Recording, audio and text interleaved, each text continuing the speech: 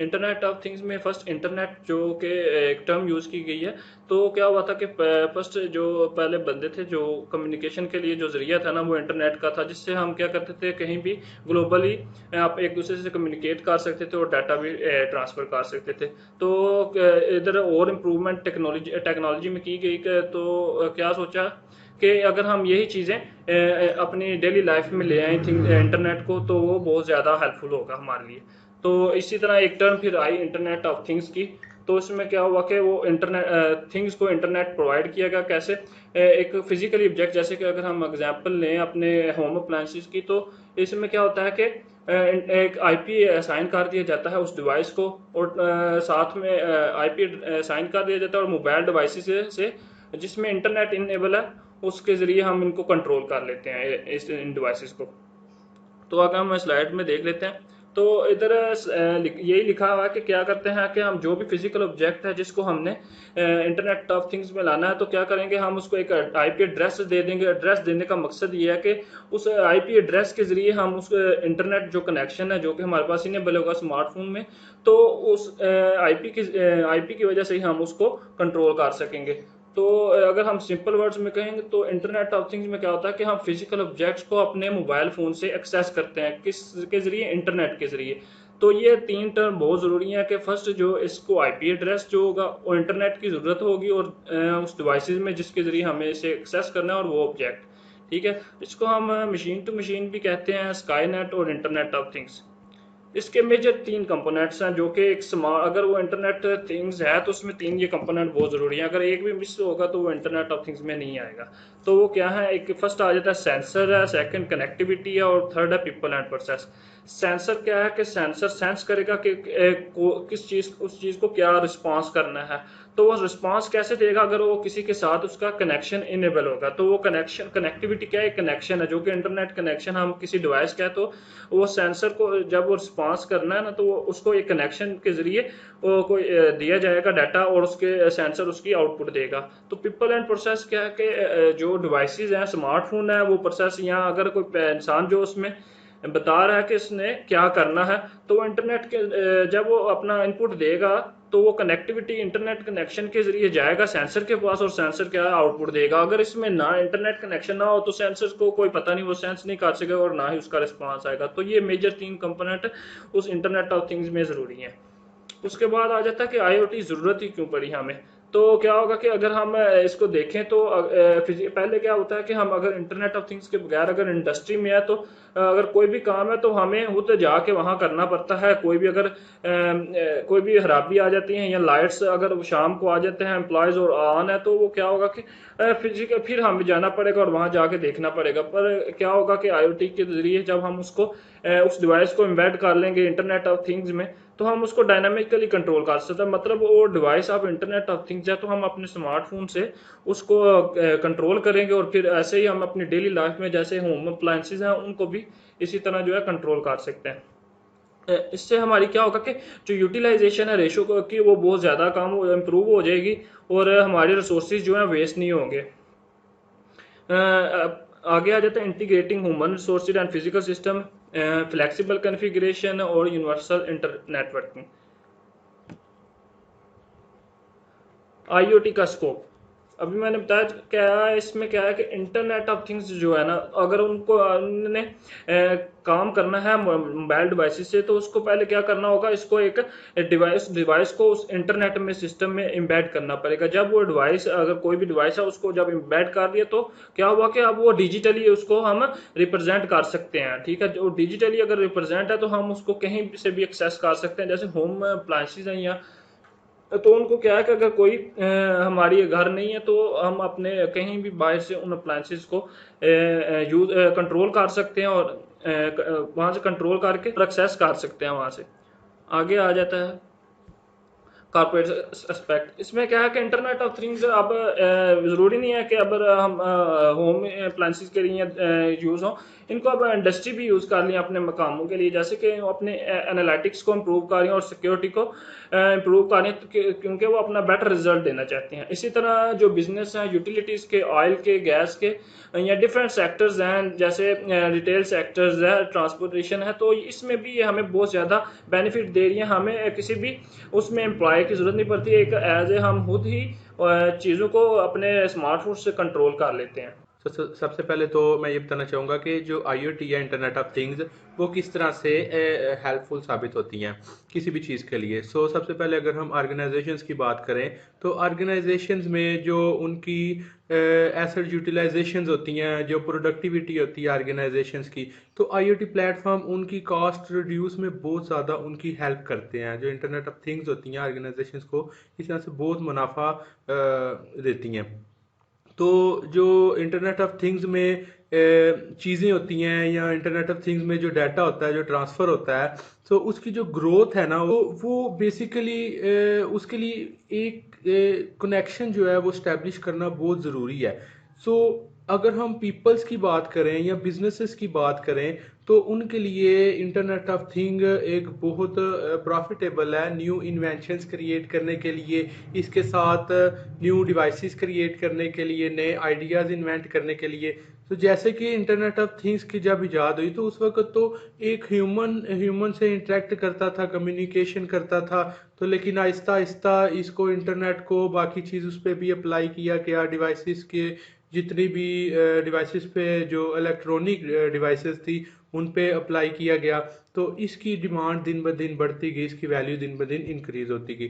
तो नेक्स्ट हम देखते हैं जो इंटरनेट का करंट स्टेटस है ना वो क्या है, और फ्यूचर में इंटरनेट ऑफ थिंग्स कितनी ज़्यादा जो है वो बढ़ जाएंगी। इस चीज़ से हम अंदाज़ा लगा सकते हैं कि वर्ल्ड पॉपुलेशन बनिस्बत डिवाइसेस के जो इंटरनेट के ज़रिए एक दूसरे के साथ कनेक्ट थी, वर्ल्ड पॉपुलेशन की तादाद ज़्यादा थी।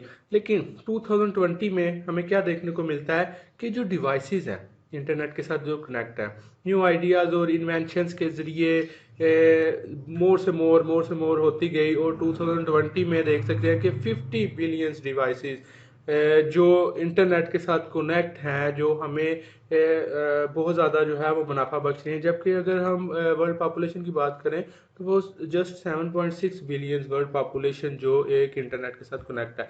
आगे हम एप्लीकेशंस की अगर बात करेंगे, इंटरनेट के साथ कौन कौन सी एप्लीकेशंस कनेक्ट हैं, तो इसमें हमारे पास हम मेजर्स एप्लीकेशंस आ जाती हैं, सिस्टम्स आ जाते हैं। जैसे कि हम एजुकेशन का सिस्टम देखें, मैनेजमेंट का सिस्टम देखें, जो इंटरनेट के साथ कनेक्ट है, हम ये डेली लाइफ में सिस्टम देखते हैं, फूड का सिस्टम है या कोई रिटेल सेल्स का, इन्वेंट्री वगैरह का सिस्टम, या जो लॉजिस्टिक्स होते हैं, बेसिकली ये सिस्टम सारे एप्लीकेशन हैं जिनके थ्रू हम डाटा को फैच करते हैं सर्वर्स से, जो सेंट्रलाइज सर्वर्स होते हैं जो हमें डाटा को प्रोवाइड करते हैं, और इसको डाटा को एक्सेस करके हम इस डाटा को यूज़ कर सकते हैं।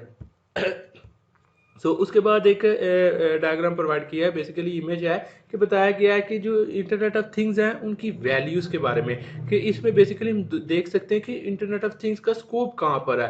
तो सबसे स्टार्ट पे दिया है कि स्मार्ट होम। अब इसमें हम देख सकते हैं कि इसका जो सोशल मीडिया के ऊपर स्कोर, इसकी ये किस तरह से एक पर्सन को हेल्पफुल साबित होता है, उसकी हेल्थ के केयर के बारे में। आजकल तो स्मार्ट वॉचेस ऐसी आ गई हैं कि अगर आप उनको पहनते हैं तो वो आपको हर मिनट की रिपोर्ट देती हैं कि आपकी हेल्थ इस वक्त बेटर है, डाउन है, अगर आपको कोई मसला हो। ऐसे सिस्टम्स मौजूद हैं जो पर्सन की हेल्थ को ऑटोमेटिकली महसूस करते हैं, और उसको महसूस करने के बाद उनमें मज़ीद फंक्शनैलिटीज़, जैसे कि हेल्थ केयर सिस्टम्स की अगर मैं एग्जांपल दूं, तो हेल्थ केयर सिस्टम्स ऐसे मौजूद है अभी के जो किसी भी अपने पर्सन का हार्ट का अगर उनको महसूस हो कि इसके हार्ट में ये पहले से नॉर्मल नहीं है, तो वो एक रिपोर्ट जनरेट करके जो नियरेस्ट हॉस्पिटल्स होते हैं उनमें सेंड कर देती है। इसका सबसे बड़ा फ़ायदा यही है कि वो हॉस्पिटल्स एक एम्बुलेंस भेज देंगे उस जीपीएस लोकेशन के ऊपर। और दूसरा एक वो और बिग बेनिफिट है कि अगर उनको रिपोर्ट हॉस्पिटल वालों को मिल जाएगी, तो वो उस पेशेंट के हॉस्पिटल में आने तक उसकी पहले से ही वो तैयारी कर ले, तो एक टाइम कंज्यूम भी होगा और उस पेशेंट की ज़्यादा से ज़्यादा जल्दी केयर करने की कोशिश की जाएगी।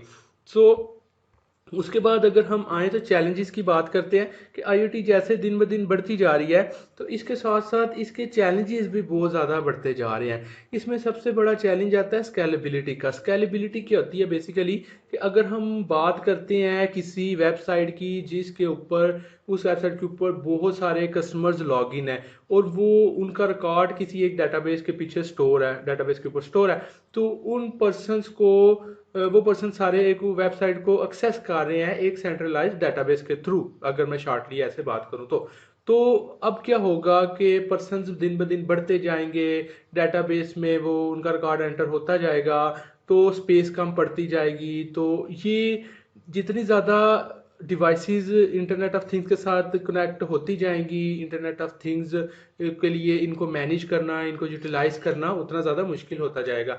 तो इंटरनेट ऑफ थिंग्स को भी हमें उसके साथ साथ इम्प्रूव करना चाहिए और उनको उसको उस काबिल बनाना चाहिए कि जितनी भी ज़्यादा डिवाइसेस मजीद बढ़े तो वो उनको भी मैनेज कर सके। सिक्योरिटी का एक बहुत बड़ा मेन इशू आता है, सिक्योरिटी और प्राइवेसी का।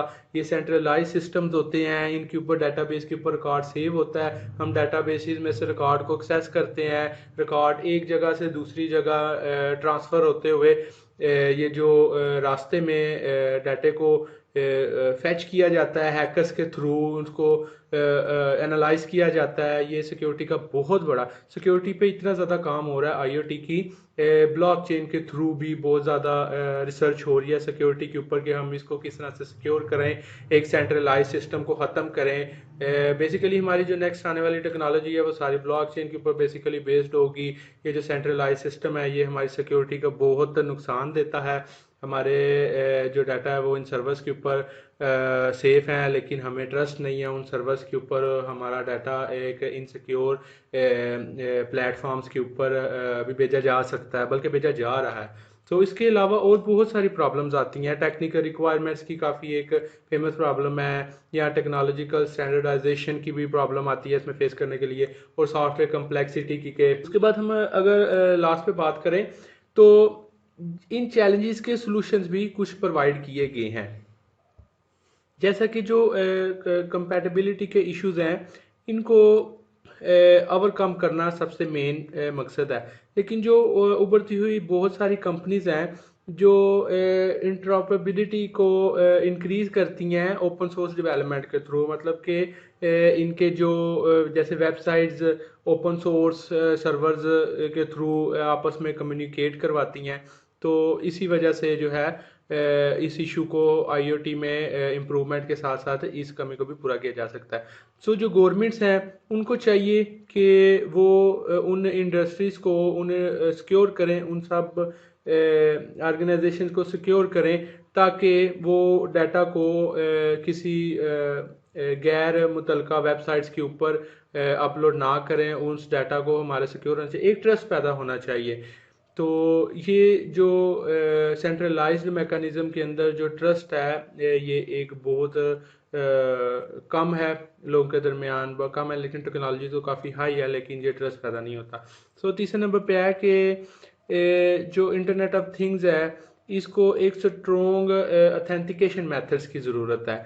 जो डाटा हम एक जगह से दूसरी जगह ट्रांसफ़र करते हैं, जो सर्वर्स के अंदर डाटा स्टोर होता है, वो क्यों ना है डाटा इनक्रिप्टेड फॉर्म के अंदर हम स्टोर करें। जो इनक्रिप्टेड डाटा होता है उसको अगर फैच कर भी लिया जाए तो वो इनक्रिप्टेड डाटा किसी हैकर के लिए पढ़ना मुश्किल हो जाता है। तो इसके लिए भी बहुत ज़्यादा रिसर्च की जा रही है। कि तो ये हमारा आज का टॉपिक था प्रेजेंटेशन का। So thank you so much, अल्लाह हाफिज़।